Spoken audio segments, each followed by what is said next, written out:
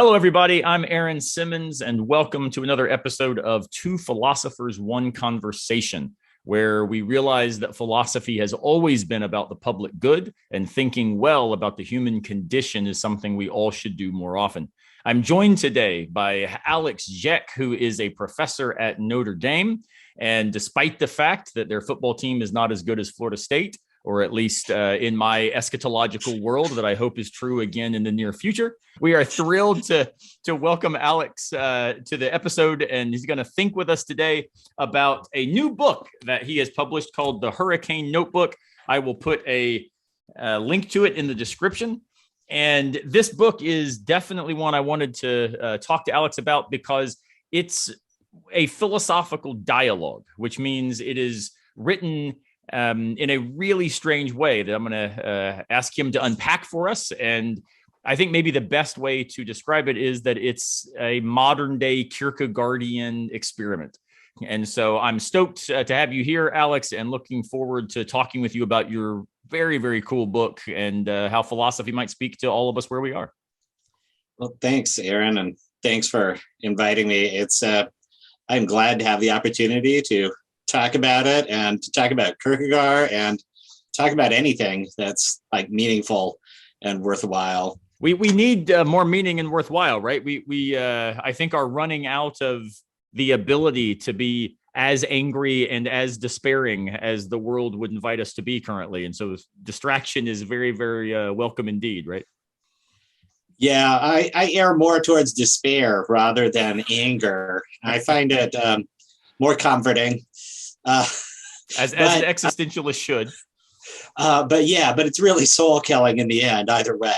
That's right. Well, Kierkegaard says that, critique and conversation are how we care for the souls of each other. And so I'm glad to be able to do some soul care together today. Well, let's talk about the Hurricane Notebook. This is a book that, if the viewers can see, it is written, it says, by Elizabeth M. and only edited by Alexander Jech. Talk to us a little bit, if you don't mind, about this Elizabeth M. Who is she? Yeah, I mean, this is a really good question, and honestly, it's mysterious even to me where Elizabeth M. came from. I am actually more used to speaking about her in the third person as an independent being with thoughts independent of my own, because for the most part, I simply think about Elizabeth M. and then she writes, which I think is the strangest thing to explain to anybody who writes philosophy. I've not found anybody in philosophy who talks that way, although there are people who write other forms that will say, yeah, somebody just showed up. Tolkien says that when he said, the Black Rider, the Nazgul, and we imagine he must have had the whole legendarium in mind. And he's like, no, this Black Rider just showed up. And I was like, what's going on here? And honestly, that's how it was with Elizabeth M. It was back in 2012, probably. I was living in Virginia, North Carolina, and Elizabeth M. appeared and she had things to say. I mean, I don't know. She surprised me. She had arguments I didn't know about. She would just tear everything apart. And it was even more alarming because she had vocabulary I didn't have. Like, she used words I didn't know. And, there's something, I don't know, there's something eerie about it. So not only did I let Elizabeth M. do whatever she wanted, which was frightening, but Megan also came in and did some things in there, which on the whole made it a very confusing project for me. Insofar as I was often wondering, like, well, how is this going to end? I will even say, I mean, for a long time, I was oppressed by the thought that it might just end with like total despair. How do we stop this from being a novel that just ends with bleakness and self-destruction? Talk to me a little bit more about this idea of why write under pseudonyms, why create characters. It's certainly something that we find in Nietzsche, we find in Kierkegaard, and even in Kafka and others. But it's certainly not the mainstream in Western philosophical discourse. What motivated you to approach it this way, given that most of your work is, standard philosophical fare? What Yeah. created this deviation for you? The historical answer would be it just seemed like the right idea. That's right. When I started doing it, it just became immensely attractive to me. This idea of, I was like, wonder if I could write in a dialogue. And next thing you know, I have three characters. I had Elizabeth, I had Rufus, and I had Simon. Those three appeared. There was already kind of a little dynamic developing, and I wasn't really sure where it was going. I was like, I really like this. And then more characters began appearing. But if I look back and I say, well, why did it appeal to me that way? Why did that happen? Then I guess I'd have two answers. The first would be, like many people, I began with Plato. In fact, I was one of the very few people who had a good philosophy class in high school. Few people have them at all, and even fewer are good ones. Most of them are more like, learn some views. Here are some views. Memorize Descartes is this, and Hume is that. And in this case, I actually had a guy. He had a PhD in philosophy, and he was a math teacher. But we read a lot of Plato in there, and I just remember sitting there in the hallway of my high school, writing in my notebook. It was like all the reasons Plato is wrong. And eventually, then suddenly this light goes on. And I said, this is what Plato really wanted. Like, he doesn't care if I like his Republic or not. He cares whether or not I've joined this conversation, this dialogue, this discussion. And starting right then, there was something very attractive to me about the dialogue form, about the fact that it allows you to look at philosophical debates, and you can kind of get into them and stand out from them and think about it. You think about why do different people have different positions. And there's always little surprises that appear in this form. Every once in a while, I still find really cool new details in the Republic, like something that almost nobody points out, but which I think is very important in the beginning of the Republic, is that when Cephalus and Socrates are debating, and everybody knows that Cephalus just kind of drops out. Once Socrates says, well, suppose you loaned your weapon to your friend loaned you a weapon, and then he comes back and he's crazy, and he wants the weapon back. Do you give it to him? And Cephalus just sort of backs out and says, well, I don't really know. But it's important to know that Cephalus, his whole wealth is based on being an arms dealer. He made his wealth because Athens was at war with Sparta. It's a really pointed question about Athens is the insane friend who has been good to him. Now, when Athens wants to go to war with Sparta again, is he going to say, well, hang on there? Or sure, I can supply you with lots more equipment for hoplites. And to me, there's something very compelling about the fact that philosophy never takes place just as disembodied arguments, but it's always real, concrete people dealing with, even for us, we don't know most of the stuff that shaped us. I don't think Cephalus was thinking that his role as a businessman was really shaping how he was thinking about it. But that's how it is for all of us. We're always bringing this stuff in. And it's very interesting to me just how all of that fits together, how all of your particularity comes into the kind of self you conceive of yourself as, and the way that impacts your arguments. And I think in the dialogue form, you begin to get a whole extra layer in which you see how the personalities fit together with the views, how these push and pull. And I think even though, we all hold up this idea, it's great to just follow the argument wherever it goes, and you don't have to be, but whenever I write an article, I'm like, I'm dead sure that I'm right and everybody else is wrong. And I'm just going to show you you're wrong. And I'm going to crush you and, your little dog too. And in the dialogue, though, you really do feel like I can just let it be there. That was my first answer.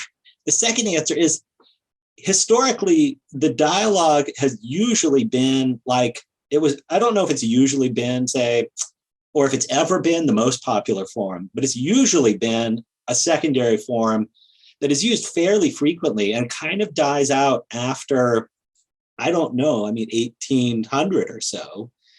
But during the Enlightenment, even, which doesn't seem like you would say the golden age of the dialogue, there are a lot of philosophical dialogues, even by people like Diderot, that are very interesting.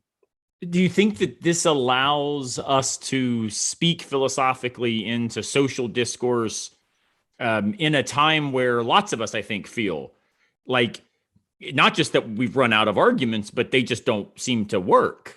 Or it's not like, oh, I could convince this person, about whatever it is, the anti-vaxxer or the election fraud affirmation, whatever the view is.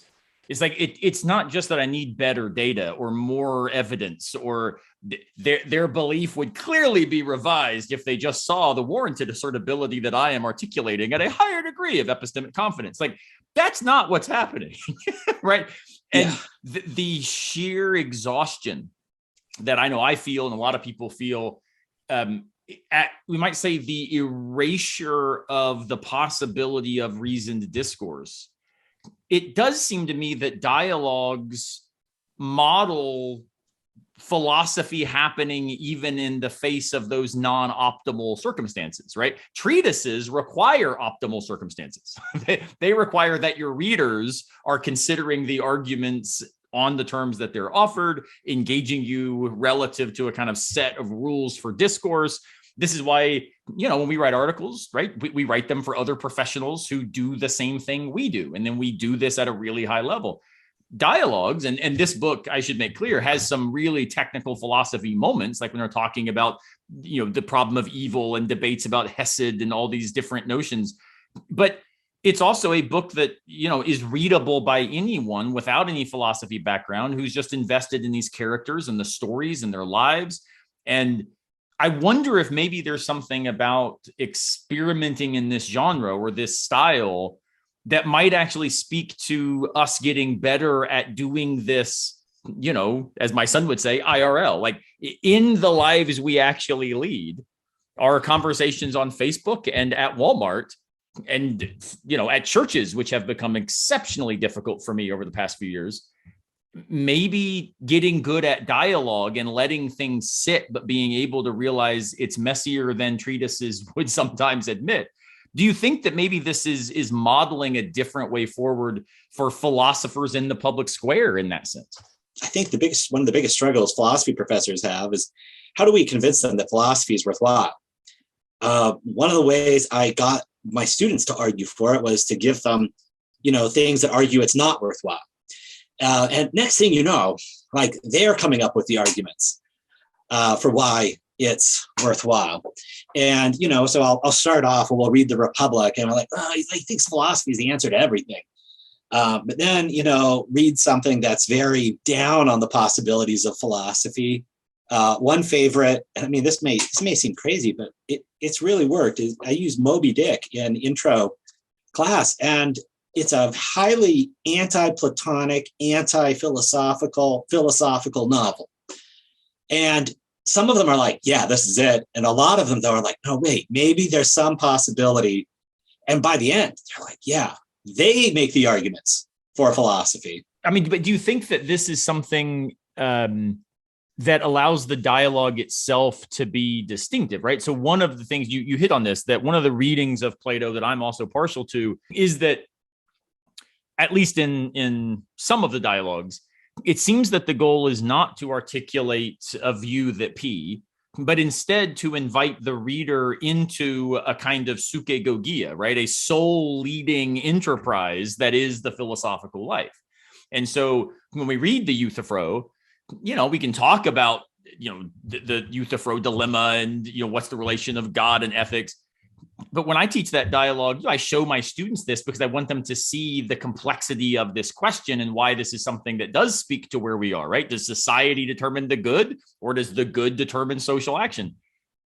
But then I say, look, the dialogue doesn't stop there, though. It keeps going. And where it ends, Euthyphro's like, man, I guess we're back at the beginning. All right, let's go in again, Euthyphro. And Euthyphro's like, yeah, I got to be going. And I was like, what the heck? Like, what a weird space to stop. And I was like, but what if this dialogue wasn't about teaching you the answer to the dilemma, but this dialogue was inviting you into what it means to cultivate humility as the task of truth seeking?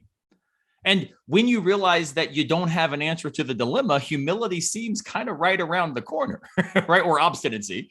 And so the same is true with Kierkegaard, right? When he talks about indirect communication, he says it's a dialectical knot presented to the reader so that they can untie it for themselves. And it seems to me that when I read the Hurricane Notebook, I admit, like many times throughout it, I found myself saying, all right, but what's Jech trying to do? Like, what's the claim? What is it I'm supposed to take away from this? And I left at the end without any idea, but I actually was able to reflect on those passages in the book that made me more confident about something I thought was true, or left me with a question mark that I might otherwise have overlooked, right? And that wouldn't have been true if I were just reading a treatise of you defending the P. At the end of the day, I'm either going to think P is true, P is false, or P is plausible. We need a better argument. But instead, I left thinking, man, like loss is hard. Like grief is real. You know, I ended with those thoughts, which felt more like Kierkegaard and Plato than they did, you know, like Descartes and Kant. And maybe that's something that we need more of in our world is, and I'm not at all critiquing evidence-based argumentation. I think we should all be very committed to that. And I'm a fan of public reason more and more in light of the fact that we see it less and less. But maybe what we need now is more recognition of what your subtitle of the book hits on, where you say it's 3 dialogues on the human condition. And maybe the human condition is something that arguments are never going to be adequate to. And dialogue formats invite us to realize that excess or that overflow. So maybe you could say something about what does the human condition mean to you, such that that's the subtitle, dialogues on the human condition. All right, so what's that condition? What does that look like? And why is that the focal point that holds somehow all of this together for you? Gosh, the human condition. Here's what I think. I think the human condition is something that's obscure, confusing. It hits you in the gut. It's full of things that are really important, and you have no idea what to name them, how to describe them. And it's an important task of philosophy to give names to these things. We sense that there are these important problems, and we need to address them, deal with them somehow. And the real danger with something like, I read an article on it. Well, now you might say like, so this is Jech's view. And I was like, well, really, I mean, and then it's all about like, is this a nice, consistent view? You know, like, consistency is good. That's great. Is it a valid argument? Like, well, I like validity, consistency. And eventually, we're not talking about the problems of human life anymore. We're talking about the virtues and vices of a particular article or something, you know, a set of ideas. And I'm like, now we're talking about logical relationships of propositions within some assertions I made. And when I look at my own writings that way, I just feel like I feel a little depressed that I'm getting separated from whatever the primary thing was. Whereas I think in the dialogue, what I experience is this kind of ever renewing kind of like re-engagement with like, okay, we're going back at it again. We're thinking about these problems. And one of the values is the contradictions in our subconscious or in our minds about these problems don't get erased. They get drawn up to the surface where we have to deal with them. I mean, one of the disturbing things in the Hurricane Notebook was the emergence of Sal, this sort of Elizabethan anti-Elizabeth, who is her, I don't know, her frenemy or something, and he's got his own sort of system and journals that he keeps. But he comes across as kind of diabolical, but also self-tortured. Like, is he really diabolical, or is he just like really hurting? What's the story with Sal? And, I don't know. I'm not sure. I just know that he sort of appears in it.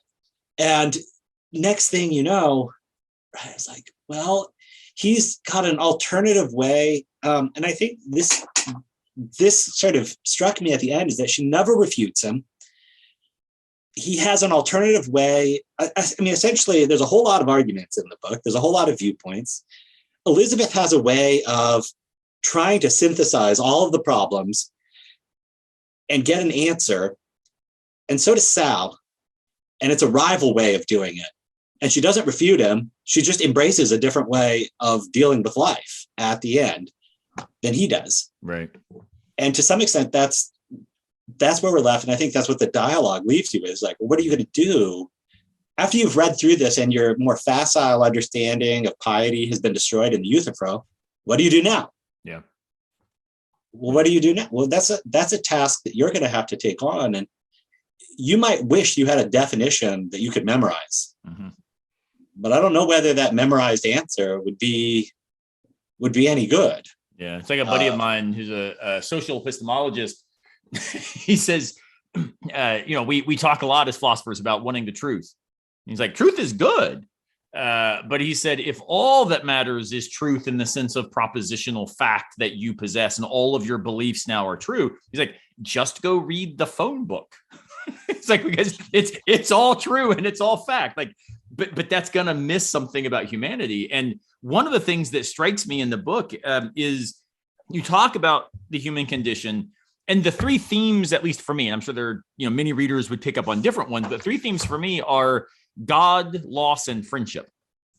God is sort of explicit because, of course, we've got this very long, and part of it I thought was effective by the fact that it became tedious to me. Conversation and argument about the existence of God and the objections of evil and stuff. It's like, this is what philosophers do, right? They go 19 pages longer in an argument than anyone who's invested in these questions really has got the energy to do. And then loss, Elizabeth ostensibly is living her life in light of the loss of her sister, the grief of what this looks like. She, at the very end, without giving away too much, is apologizing to her parents for the loss that now they will have to experience again.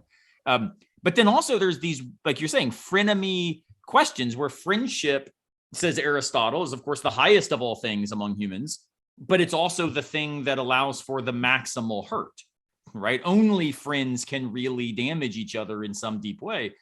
And I guess my thought about God, loss, and friendship as sort of guiding themes throughout the book is the human condition, whatever it is necessarily shared ubiquitously. There is no human being who's not somehow living the human condition. The question I sometimes ask my students, and it comes from Kierkegaard, not verbatim, but his philosophy, is there's only one question that philosophy asks us, and it's what will you do with your finitude, right? And it turns out that whatever we answer that question with will turn out to be the narrative of our life that defined what the human condition was for us, right?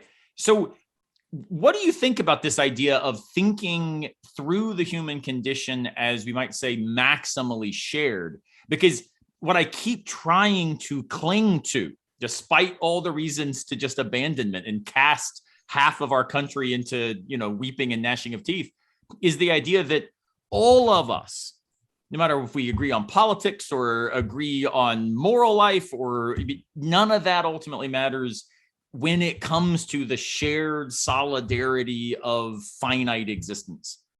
And that solidarity is marked by loss because we're finite, marked by the question of God, right? Not in the sense of will you be a theist or not, but what will hold ultimate value? What will be the anchor by which you narrate your life?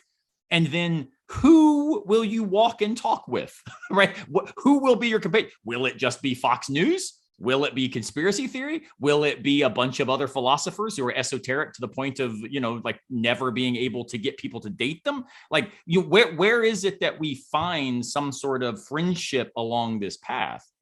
And I think that when we see that moment of connection, it doesn't solve the political question, right? But it does maybe reframe why those questions are worth continuing to have, the conversations worth having, the questions worth asking, because we're in this together. Like we used to say at the beginning of the pandemic, right? Alone together. It's like, that's actually super smart. Like that was like real brilliant branding because it's existentialist philosophy. We are all alone together. Your freedom can't be taken on by someone else. But guess what? Only in the society and in our embodied sharedness do we understand what aloneness even looks like, right? So anyway, that's a kind of weird layered question, but what do you think about that solidarity that emerges such that even the characters who show up and disappear, stay as problematic, become oppositional, all of them are still wrestling with these same questions. They just may come down differently on them.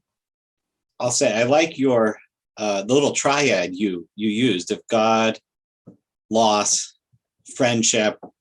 That seems very appropriate, especially God in the sense of the ultimate. Or Elizabeth seems to like the ideal as her version of this. I think she has a sort of Greek version of theism, where she's tempted by it. She wants an Aristotelian God or something in there that's an ultimate, or maybe it's a Platonic form of the good, just out there, something that's perfect. And yet we only pursue the ultimate in connection with other people. And in that pursuit and with other people, we all experience loss, both through our own actions, our inactions, and through the actions of others and what they do or don't do. When you try to get up to the political level, I feel like there is something very right about the idea that large social movements just strike me as inherently, what they're not like? They're not like friendship. You join a social movement, you don't have a conversation with it. You can't become part of a movement and then engage in shared discussion about the good. And there is something about the crowd, as Kierkegaard calls it, that's just very untrue. I don't even know what to say. There was a certain point during the pandemic, gosh, that alone together, that feels like it was 17 years ago. This has been just stretched on forever. At a certain point, I just wanted to stop talking about it because I realized I couldn't engage with it without becoming kind of crazy. I felt like I was always losing something by getting into it. And so I just said, I just got to stop. Now, maybe the real answer would be, if I wanted to say, well, what's the lesson of the hurricane notebook? It would be engage in friendships rather than in movements. Don't think that if you could be a talking head on TV, you could make a difference. Be content with being useless and talking to a handful of people. I have no wisdom about the pandemic. Mm-hmm. That's where I've reached the level of, it's just like as if Socrates had interrogated me. Part of what it seems like it's done, right, is our vulnerability as finite beings is something that life, at least within this, broadly westernized capitalistic space in which we find ourselves, we live in social spaces that invite us to minimize an awareness of vulnerability, right? Like we do everything we can to become maximally inviolate. We have the house with the security system, and we've got the biggest SUV we can get, and we've got all of the insurance that can protect us, and it's which is not necessarily bad things, but it is something that then maybe detaches us from that lived exposure that we find in philosophy from, all kinds of different quarters, not just in Western thinking, but my goodness, we find this in Confucius, right? We find this in, Tao Te Ching. We find this significantly in Islamic philosophy. Like the idea of vulnerability and exposure to that which threatens to overwhelm. Well, Enlightenment thinking was an attempt to say, no, we got this. We will not be overwhelmed if our capital R reason and our capital S science are strong enough, right? And then maybe we now kind of find ourselves on the other side of a bunch of world wars and pandemics and global catastrophe and social media. And we're like, wow, we are fragile things. And that fragility is something maybe that invites something like genuinely human strength. My favorite line in the book is on page 373 for all the people who will run out and buy it, I'm sure. I don't think that this gives away too much at the end, but on 373, there's this paragraph that says, "Still, I don't wish to die. I think I need to swim outward toward the ocean. The current is pouring out from the basin right now so forcefully, no other course of action seems safe. That is madness unless I can catch a boat or a ship out there. I don't see any other way, however, and in the absence of alternatives, perhaps even madness becomes sane." And here's the line I love. "One way or another, when the storm comes, I will be swimming. I would rather do the diving myself." Now, something that a friend of mine said to me years ago, and I thought, what nonsense. And now it's a thing I cling to often as just #wisdom.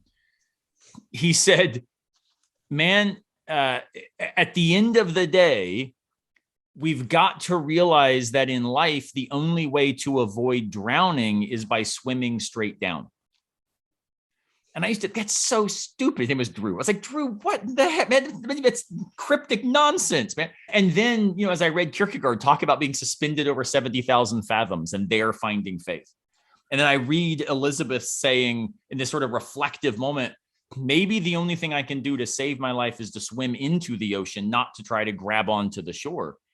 Well, that seems to echo Nietzsche, where he says, when you face the abyss, like you can cling to the tree behind you, or you can jump, but when you jump, you'll realize the only illusion was that you ever thought there was a tree. You've always been falling, right?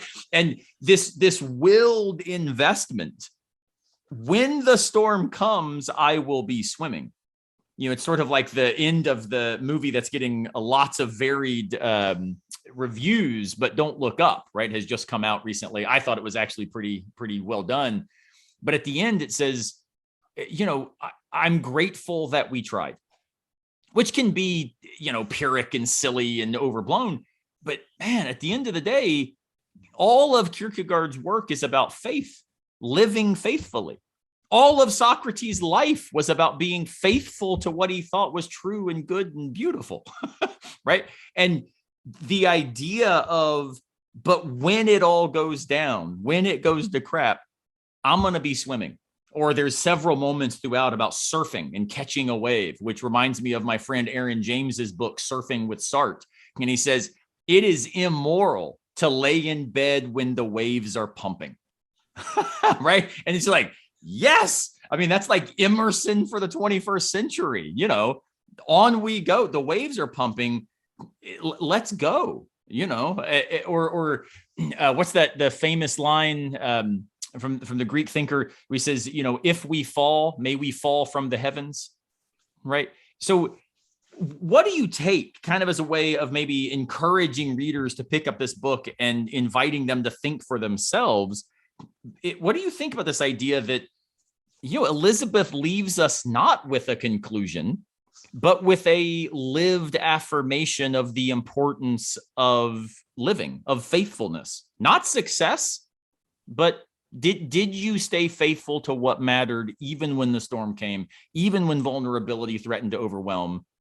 You kept swimming, you kept surfing. What do you think about that idea of this sort of like, it's not resilience, it's awareness, David Foster Wallace Yeah. says the pure, simple, everyday, unsexy awareness that this is water, right? This is where we are, and it's okay, right? For me, the book spoke to me in that moment in a way that I stood and was like, raw, and then listened to like some extreme heavy metal because I was like, yes, this is where I want to be left at the end of a book. Will I swim or not, right? Elizabeth, her music, Swan Lake, and you said, well, it's not resilience. And that's right, because part of it is that resilience actually, there's a kind of seduction attached to resilience or becoming so strong that you are now immune to the pain. And I think there's a moment in the book, this is a moment which really stopped me for a while. So, right, the book's got like three main parts, right? It's got Nothi Soton. There's a bunch of dialogues that really kind of go nowhere. And it was sort of surprising. She had so many reasons in that one too. She has this thing where the street preacher. I mean, he's like the guy who refills the vending machine, but he keeps trying to get her, like he keeps trying to give her the gospel. And this is where she was most creative. She just came up with so many reasons and her lines of reasoning, like they all just came to me all of a sudden.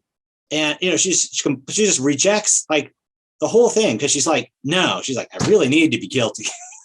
And I was like, well, she's like, and why does she need to be guilty? She's like, because I know that I'm guilty. And if somebody says you can stop, it's self-deception. You're going to, she's like, I'm not going to give in to self-deception anymore. And that's kind of the break. But then the analysts, the second section is where all the philosophers come in. This is where the tedium appears. Everybody here has got a theory. Everybody's here has an argument. There's arguments and there's theories and there's arguments and there's theories and it just sort of goes on and on and on. And, in the middle of it, Elizabeth gets drunk, which allows her to go along with it for a while. When she becomes sober again, she rejects it all. She rejects it all because there's something inhuman, I think, about all of the theorizing and all of the stuff that's come up. And she goes back to an older way of thinking for herself, this sort of this art-centered view where she builds her new conception of herself around Swan Lake.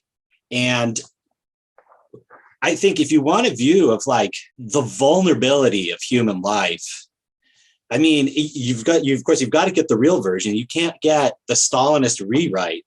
I mean, it's a great example of what happens when you try to like politicize truth.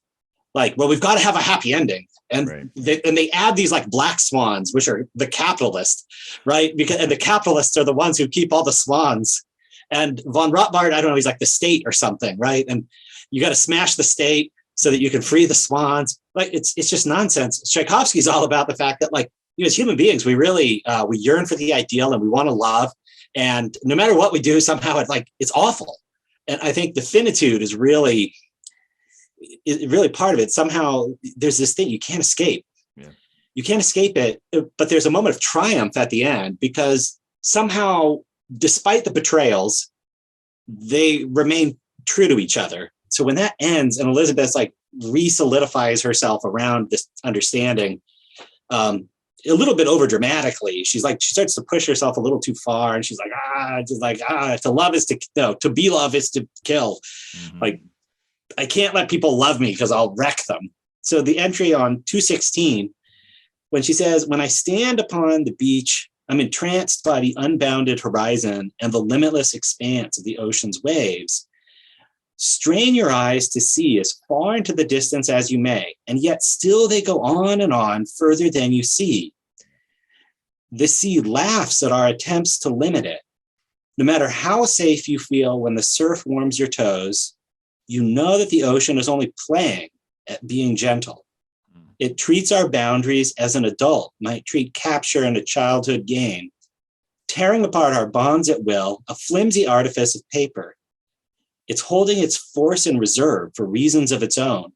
On a moment's notice, it sheds the mask and opens its maw to reveal overwhelming chaos and power, a frightening vision of wrath pursuing to consume us. And then a little bit down, she says, outside of our lies, the ocean is a vision of eternity, a vast, intolerable, infinite blue. And that was the moment when I got sort of like wrecked by writing Elizabeth. Wow. I was just got stuck. I was like, I don't know. Wow. There's something about this where she reaches this point where she's like, her attempts to get everything together just fall apart because she's confronting, as a finite being, an infinite reality. And the infinite reality is just going to crush her. Yeah. And that was at that moment, I just stopped for a long time. And I said, well, I don't know, Elizabeth, where you're going to go. Right.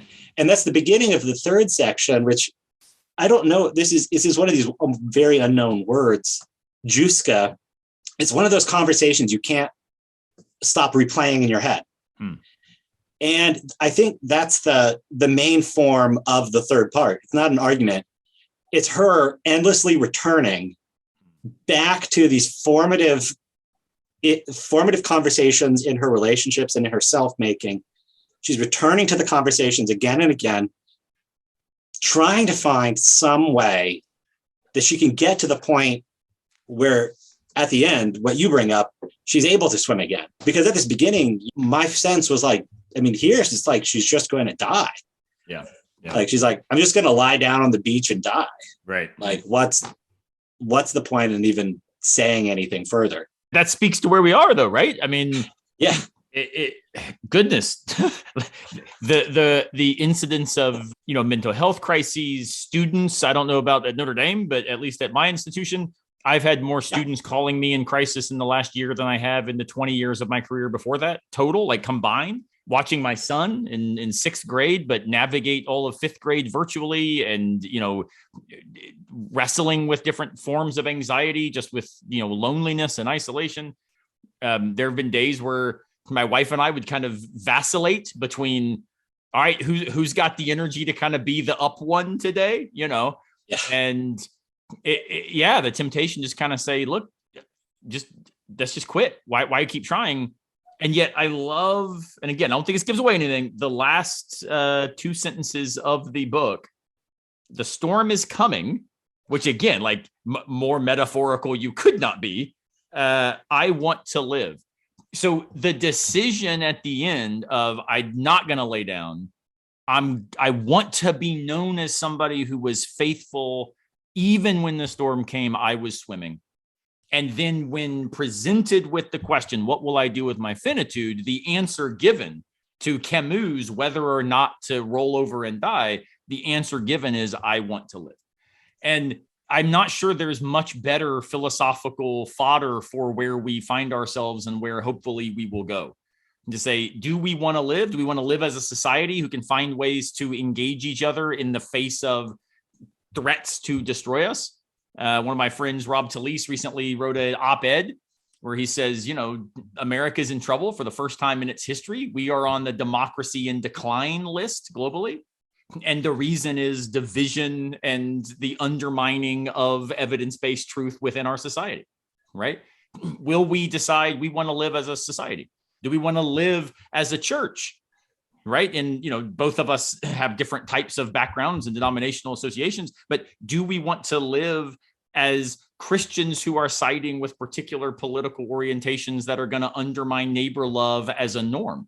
Or do we want to live, as Kierkegaard would say, modeling what it looks like to take seriously the weight and responsibility of the cost of discipleship? The costly grace, as Bonhoeffer would invite us into, right? Bonhoeffer wanted to live, but he was willing to give his life. Kierkegaard wanted to live, but he was willing to sacrifice his happiness. Like Martin Luther King wanted to live, but he was willing to risk losing his family and everything else. Part of what it seems to me that Elizabeth M., God bless her, that UNCW grad who stands against a hurricane, like she says it doesn't matter what your history, what your background, what your identity. The question of philosophy is the question, what will you do with your finitude? How will you narrate the human condition? And at the end of the day, we get to say, I will lay down or I want to live.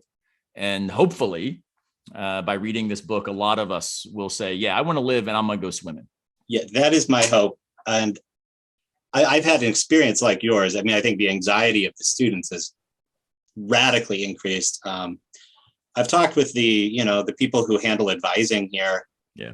But it's really been a trend for the past decade or more of increased problems with anxiety, with depression. I think this is also a difference about the difference between writing an article and writing something like this. It was those people that I really had in mind when I wrote it. Mm-hmm. I wasn't trying to go and say, let me go and show like my fellow scholars, my anything. I was really thinking about how do we bring more truth and get more will to live for these people. And the people who feel that everything is spiraling out of control, that they can't stand up against it. And it was those people and what they needed. I mean, obviously that gets sort of all of whatever that concern was just got distilled into Elizabeth, into Sarah. I mean, and into people like Simon as the model of the person who he just did want to help those people, right? And discovered it was impossible, right? That's the other side of it. Is that when you have students with a big problem and they're coming to you, you realize how little you can do to help. Yeah, it turns out,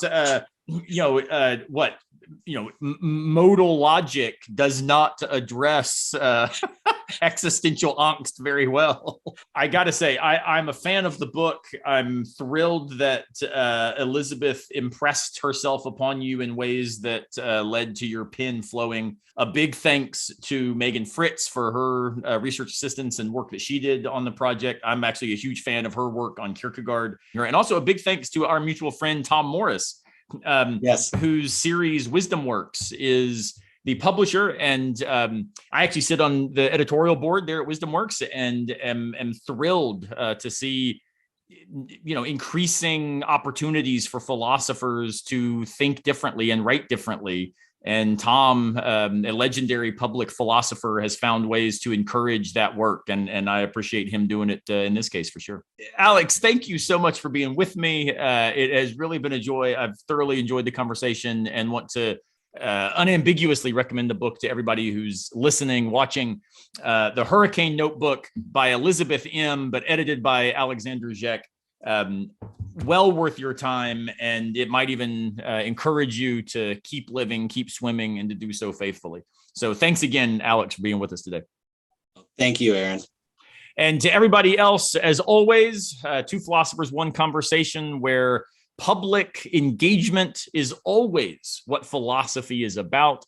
The public good is always something that philosophy is striving for and toward. And faithfulness is something that we are trying to make an existential norm instead of a rare occurrence in a world gone mad. So thank you all for watching, and we'll see you on the next episode.